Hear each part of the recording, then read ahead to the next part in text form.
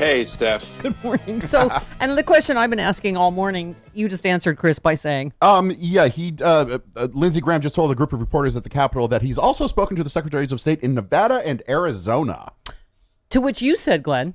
So I said, does each Secretary of State give him his Miranda warnings before he begins making these incriminating statements? I said this morning, Glenn, Yeah. how many other election officials has he called? The head of the Senate Judiciary Committee to just, make a suggestion that you might want to look into throwing out legal ballots. I mean, as you said on Twitter, Georgia Secretary of State, a Republican, said Lindsey Graham urged him to discard lawfully cast votes. Remember when Graham said, use my words against me? It looks like that time has come. A grand jury investigation into Graham must be initiated.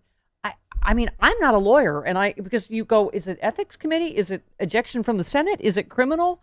I mean, Yeah, tell us you what don't this need to be a is. lawyer, Steph. Election think about fraud, it. election tampering. What is it? I don't. It is. And even Representative Hakeem Jeffries tweeted out this morning that now this must be investigated. Here is part of the problem. When you continue to decline to hold these wrongdoers accountable, like Bill Barr has done, right? He refuses to open investigations into all of these crimes that we see in the harsh light of day. You're going to get more of it. You're encouraging this kind of criminal conduct. Just weeks ago, Lindsey Graham stood up on TV in the halls of Congress and begged people for campaign contributions. That's a crime, as Representative Swalwell tweeted out at that moment. I mean, somebody, and it's going to take Joe Biden, somebody is going to have to investigate and hold accountable these people. Well, yes, as you said, do Lindsey Graham and Doug Collins realize that Bill Barr will not be AG on January 20th and will no longer be in a position to cover up their illegal acts? That's what I'm afraid of, Glenn, is we've gotten so numb to having just lawlessness and no justice department that we just think, oh, okay, well, I guess they can just get away with this. And this is why when I see this story, President-elect Biden and his team would rather move the country forward once he assumes office rather than prosecute Donald Trump, according to a new report. NBC spoke to multiple sources close to the Biden team who said he's wary of launching federal investigations into his opponent, fearful it will undermine his attempts to reunite the country. His overarching view is we need to move the country forward, said one advisor, but the most important thing on this is that he will not interfere with his Justice Department and not politicize his Justice Department. Well, that's fine. Let's have some real justice then, right? That makes it even critical who runs the Justice Department. I'm going to hold on to the last part of what Joe Biden said, which is that this may make everybody unhappy that we're going to be hearing for the next several years about investigations into the crimes that Trump and Ivanka and Jared and Pompeo and Pence and Barr committed. Yes, we don't want to hear it, but we have to hear it. So when Joe Biden says, as much as it doesn't make me happy that we're going to have to spend our time doing this, I'm going to let my Department of Justice do it, and I'm going to keep my hands off it. I'm going to be independent of it. That is what we need to have happen. Well, call me crazy. It seems like we can't afford to have election fraud and tampering, for instance, going forward. I mean, Lindsey Graham now is trying to say this was about, signature match. And again, Ratzenberger, who is a Republican, said for the first time in the history of Georgia, absentee ballots submitted through our electronic portal required photo ID. My team, we made that happen. Let's address the disinformation about signature match. We strengthened signature match. We helped train election officials in GBI signature match, which is confirmed twice before a ballot is ever cast. Failed candidate Doug Collins is a liar, but what else is new? So we have Republicans at war with each other. Yeah. And some of this stuff is not things that we're for as Democrats, the voter ID and all that stuff that we think is just a voter suppression technique. This guy's a Republican.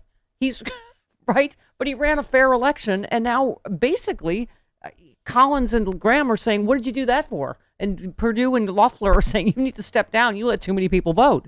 And now we have runoffs, right? I mean, that's to the Lindsey Grahams of the world. It's really not about a fair election. It's about the outcome at all costs. And here's the good news. Beginning in January, there is a body that will be in a position to sort all this out. It's called the grand jury. Mm-hmm. And all of this evidence must be presented to the grand jury, and then sitting as the conscience of the community, those grand jurors, guided by the recommendations of the prosecutors, will decide who should be charged and with what. Yeah. Well, you said more evidence Trump and his despicable enablers don't give a single damn about democracy. They'll tell any lie, break any law to silence American voters.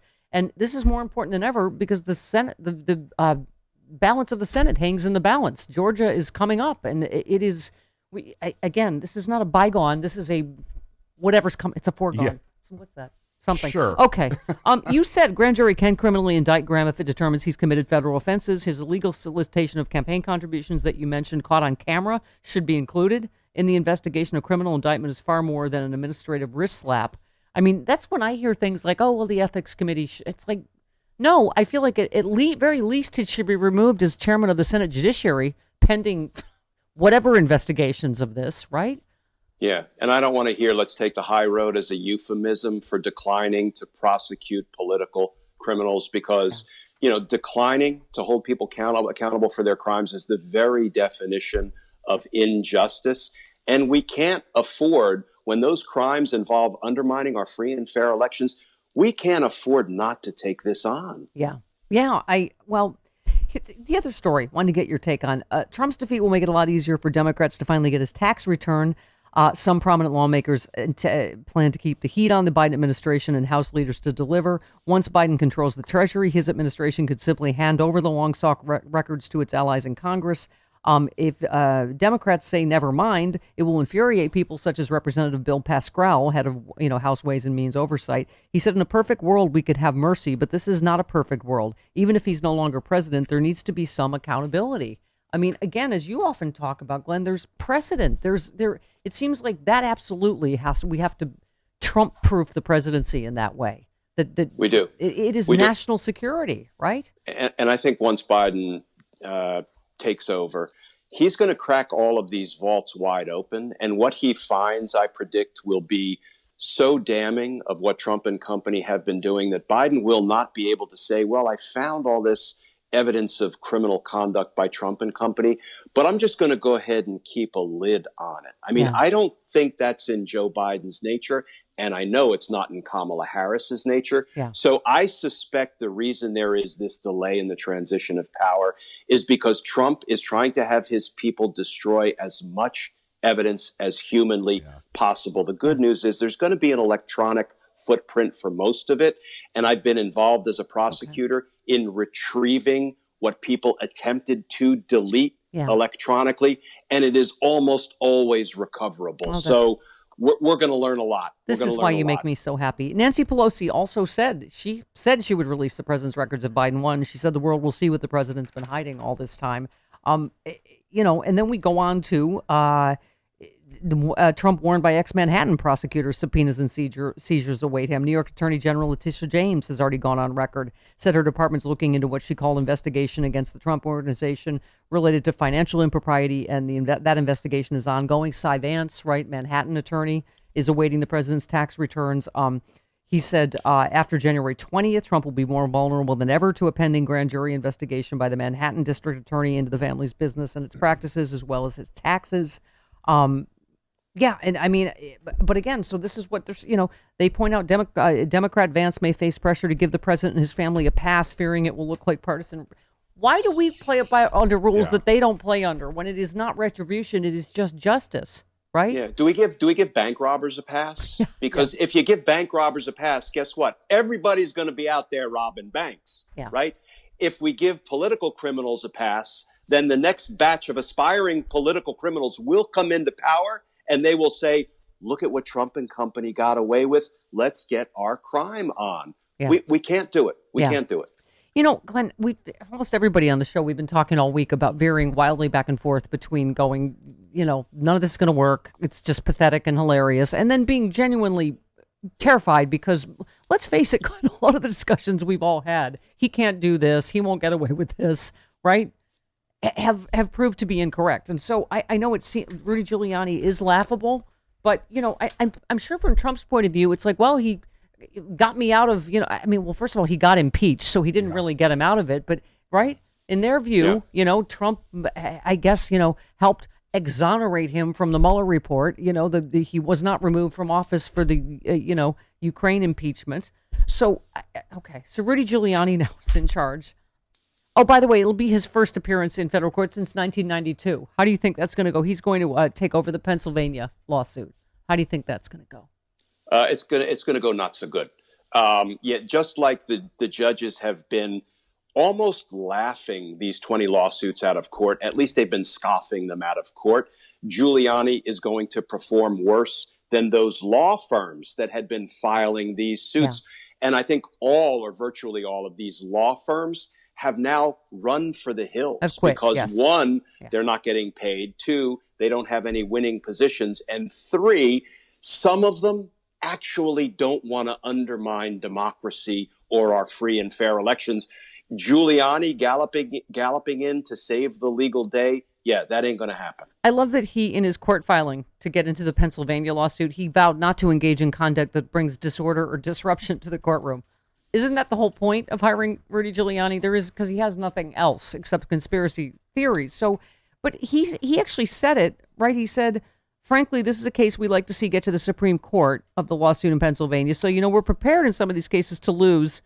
So they were trying to lose, Glenn, to get it to the Supreme Court. The most important thing is this will be our first established vehicle on the way to the Supreme Court, which, again, Trump has said out loud, I'm putting Amy Coney Barrett in to basically hand me the election. I mean, please explain to us why Sure, yeah, but let's never forget that the one big ticket case that Trump managed to bubble up to the Supreme Court was his absolute immunity. I'm above the law. No one gets my tax returns case. And you could almost see Trump exhale because he has reached the promised land. The Supreme Court, where two of his disciples, Kavanaugh and Gorsuch, were now prepared to rule his way. And they both said, get out, you're not above the law, and sent him back to court in New York so he could make whatever legal challenges to Cy Vance's subpoenas that us mere mortals could make if we were in court. And he lost. I don't think an election challenge is going to make its way up to the Supreme Court, but if it does, I would bet my own money that they will not corruptly throw an election win to this criminal president, just like they wouldn't rule his way on the tax returns absolute immunity case. He's got nowhere left to run except to a state, to a country from which we can't extradite him. That is the only way out for Donald Trump. Well, this is what you said. You said lawsuits won't work, faithless electors won't work. With all the law firms running for the hills, Trump scrapes the bottom of the legal barrel, comes up with Rudy Giuliani, and that really won't work. It does seem like a last-ditch thing. How do you see this ending, and when? I mean, it's. We were talking about, isn't it, Travis? What is it? Friday? This Friday? Who certifies it? Georgia needs to this Friday. Yeah. I mean. Yeah. I see it ending, Steph, where he does not concede. He never concedes. No, he won't. Yeah. He holds on to power, which gives him the maximum. He holds on to power until January 20th. Mm-hmm. Gives him the maximum opportunity to have his people destroy evidence, destroy records. Right. And at the last moment, he gives across-the-board pardons to a whole host of people, cabinet officials, family members, members of Congress, and select state governors like DeSantis, who I think has manslaughter liability for how he has treated his own citizens in Florida.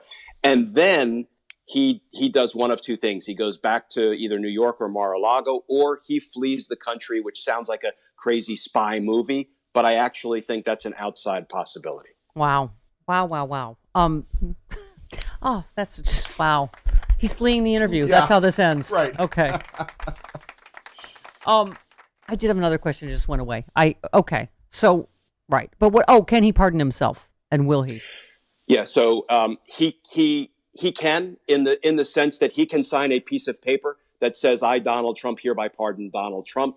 The Office of Legal Counsel in 1974, in the throes of Watergate, issued a legal opinion that a presidential self-pardon is unlawful. So if he does it, we have to go into the court and fight it. The way we do that is we charge him and we let him hold up his self-pardon in defense. And every judge, including the Mitch McConnell not qualified judges, I predict, will rule that a self-pardon is unlawful. Okay. How close are we to an attorney general, Glen Kirschner? And if it were not, and my heart were to be broken, who would you like to see?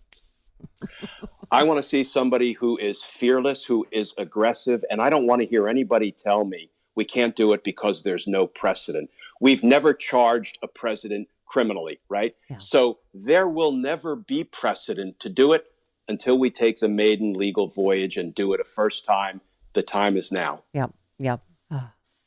You just make me happy. That's all I want to say. I love you, Glen Kirschner. Thanks for always love you too, Steph. coming to my rescue. Goodbye. I was holding You out. really always do make her feel so much better. So thank you for I was that. holding out for a hero. And here he I'm is. glad for that. I am glad for that. Love you. Bye. Thanks, There Glen. he goes. Bye. Thank